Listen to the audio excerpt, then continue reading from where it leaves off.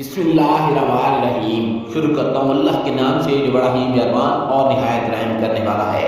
इमाम अली अलैहिस्सलाम अल्लाह के बंदों को दर्स इखलाक दे ही रहे थे, इतने में आप फरमाने लगे, ऐ लोगों, तीन पल ऐसे होते हैं जब अल्लाह तकदीर में तरमीम करता है। पहला पल जब घर में किसी की विलादत होती है, और दूसरा पल जब किसी इंसान का इंतकाल होता है।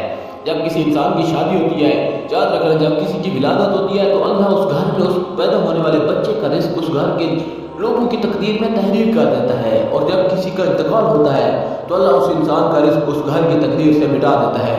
और जब किसी की शादी होती है तो अल्लाह वो औरत जो घर में आती है उसके हिस्से का रिस्क उसकी शौहर की तकदीर में लिख देता है। ऐसा शख्स जो इंसान शादी के बाद अल्लाह का शुक्र करता है, शुक्राने की नमाज पढ़ता है और अपनी बीवी को इज्जत और प्यार देता है, तो अल्लाह उस इंसान के रिस्क में, इज्जत में, शोहरत में फरावानी लिखता है। लेकिन जो इंसान शादी के बाद नाशुक्री करता है, अपनी बीवी की तज़लील करता है, तो यूँ उस इंसान के रिस्क में अचानक से किल्लत पैदा हो जाती है और उसकी इज्जत दुनिया के नज़दीक पास्त हो जाती है। क्योंकि अल्लाह हर उस घर पे लानत भेजता है जिस घर में औरतों पर जुल्म किया जाए, तौहीन की जाए, उसकी तज़लील की जाए।